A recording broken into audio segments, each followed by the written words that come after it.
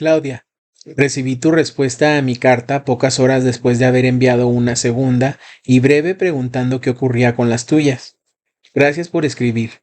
Sobre todo gracias por darme la oportunidad de leer textos coherentes, casi impecables en redacción y sintaxis. Dios, con un vocabulario que ya mucha gente no utiliza.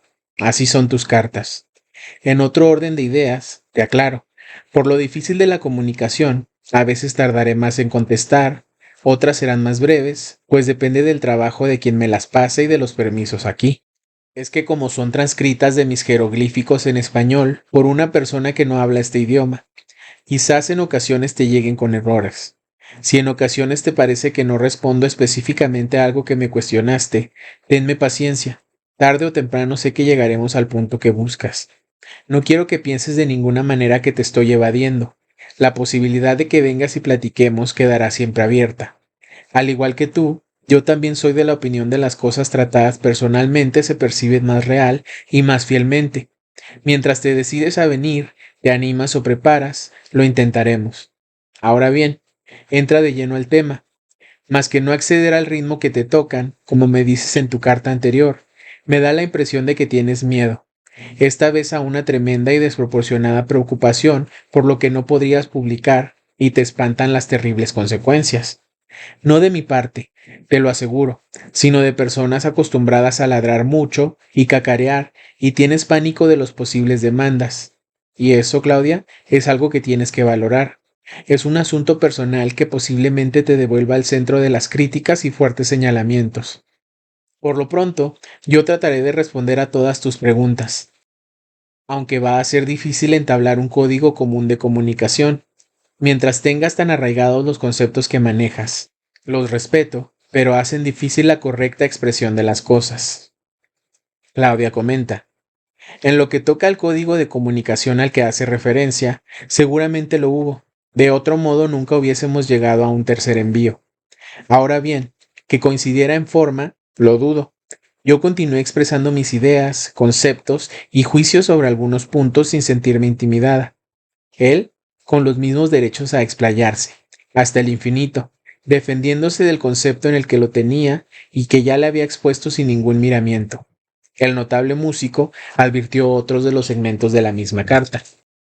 Sergio continúa. Sin falsa modestia, no se ha perdido ni nunca se perdió. Considero estar en mi madurez musical, más lleno de ideas, conceptos y elementos que en otras etapas de mi vida.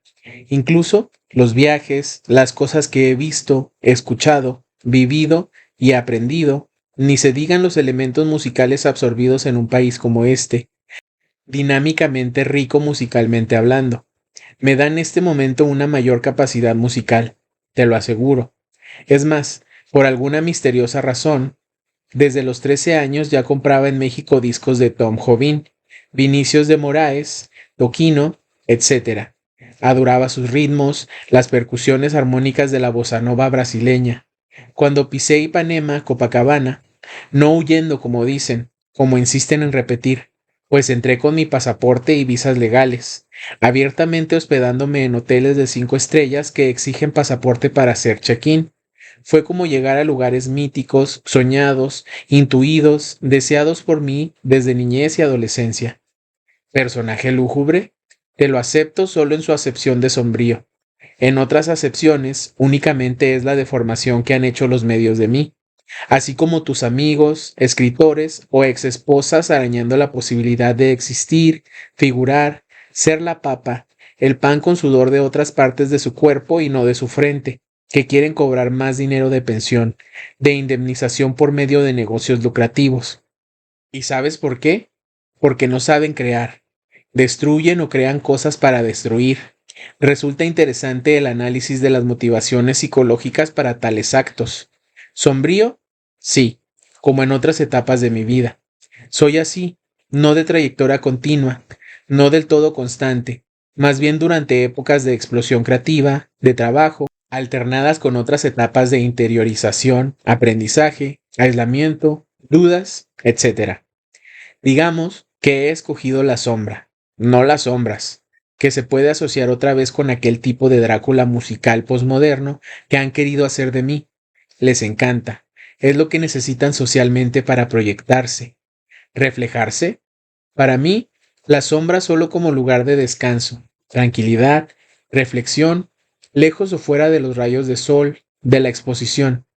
Ya lo había hecho en 1981, en 1986, a raíz de la muerte de mi abuela, en el año en que sufrí mi enfermedad, lo crean o no, y lo hice también en el año 1997, pero no por las cosas negativas o torcidas, sino simples y claras, convenientes para mí, de las cuales después daré pormenores. ¿Un cuento de terror? Dios, ¿de dónde sale eso? Declaraciones de conductoras, productoras de programas de la más infame producción, que lucran con difamaciones e imágenes de las que no tienen los derechos a exhibir. De jóvenes asociadas a ellas para salir libres, cuando meses atrás decían todo lo contrario y vivían muy contentas y lo demostraban con hechos, aun cuando pudieron estar en sus casas y con su familia. Aquí hay una historia, un relato, una narración, pero no encierra un cuento de terror. Yo no gané por tanto ni perdí ningún trono. Si se considera que lo gané, no lo perdí como Bobby Fischer, los Beatles, Mohamed Ali, Rimbaud, Conan Doyle, ni me confundas ni te confundas. ¿Ok? Te hablo de mi pueblo, de mi rancho, de mi fiesta de graduación, de la prepa y desde adentro de nuestra absoluta mediocridad. Ninguno de ellos perdió su genialidad, ni otro su tono, ni nada por el hecho de retirarse, aislarse, hacerse a un lado, abandonar medios y posiciones. ¿Es razón para que la gente los olvide, los descalifique o los desacredite? Yo no creo haber tenido un trono, te lo repito, pero si lo tuve, entonces lo tengo todavía en esencia, y eso quiere decir que abdiqué. Los tronos que abdican no se pierden nunca realmente. ¿Mundo irreal? Disculpa, es el mundo más real que yo he vivido, he sentido y he experimentado. Y no se derrumbó. Tarde o temprano, todos los mundos, reinos, estructuras de este universo emergen. La temporalidad y eventualidad de todo. ¿No te es evidente? Yo, amo y señor. No, Claudia, te equivocas. No es así. Y da lo mismo que lo acepte o no. No es cuestión de aceptación. De cualquier forma me señalan con el dedo, por múltiples razones, unas mejores que otras, más justas y verdaderas, desde que yo tenía 3 años, siempre en el foco, siempre en la mira. No es que lo asuma, es que no atropellé a nadie, las cosas no fueron como las entienden.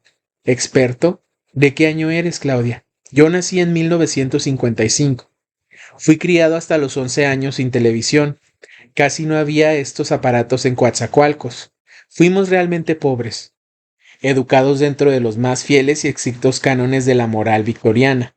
Tuve mi primera novia a los 16, a escondidas, en una época sin real información ni educación sexual, sin sida, sin condones obligatorios, sin píldoras anticonceptivas, abierta, pública y comúnmente aceptada.